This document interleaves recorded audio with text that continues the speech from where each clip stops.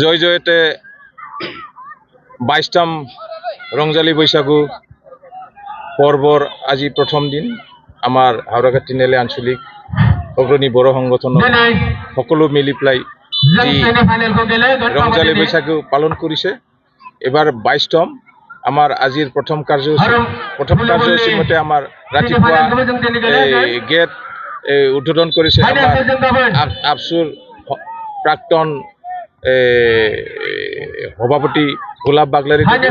ইয়াৰ পিছত পতাকা উত্তোলন দীনেশ নাৰ্জাৰীয়ে কৰিলে। তাৰপিছত আমাৰ মহেশ্বৰ বসুমতাৰীয়ে আমাৰ এই শহীদ তৰ্পণ কৰিলে। তাৰপিছত আমি ব্ৰেকফাষ্ট কৰিলোঁ। ইয়াৰ পিছত আমি আমাৰ খেল ধেমালি যিটো আইডিয়া আছে আমাৰ খেল ধেমালি ভলীবল কাবাডী ৰছী টানা দৌৰা আদি কৰি সকলো খেল গোটেই দিনজোৰা কাৰ্যসূচীৰে চলি আছে। অহাকালিও ঠিক তেনেকৈ আমাৰ ৰাতিপুৱা ভাগত আমাৰ ভলীবল কাবাডী ফাইনেলটো হ'ব ৰাতিপুৱাৰ ভাগত, আৰু মাৰাথন ৰেচ হ'ব। বিভিন্ন ধৰণৰ খেল ধেমালি হৈ আছে হ'ব।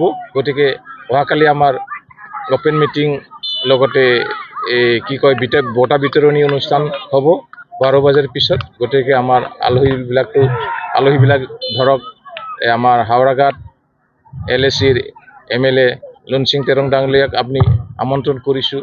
লাহিনৰ আমাৰ বড়ো EM বিলিমন খাকলাৰী দেৱক আমি নিমন্ত্ৰণ কৰিছোঁ। আমাৰ বড়ো অগ্ৰণী সংগঠনৰ সকলো সংগঠনৰ বিষয় বিভাগ আমন্ত্ৰণ কৰিছোঁ।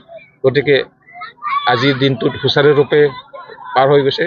কালিও যাতে আমাৰ সন্ধিয়াটো আমাৰ কিবা আছে, আজি মানে বড়ো নৃত্যবিলাকৰ কম্পিটিশ্যন আছে। অহাকালি আমাৰ সাংস্কৃতিক সন্ধিয়া হ'ব। গোটেই যি এই আজি প্ৰথম দিনত যেনেকৈ আলহ মালহেৰে আমাৰ সকলো বড়ো গাঁৱৰ ৰাইজে 18খন গাঁৱৰ পৰা আহি প্ৰতিনিধিবিলাকে আহি খেল ধেমালি উপভোগ কৰিলে আৰু খেলিলে। অহাকালিও যাতে তেনেকৈ হয় তাকে কামনা কৰিছোঁ।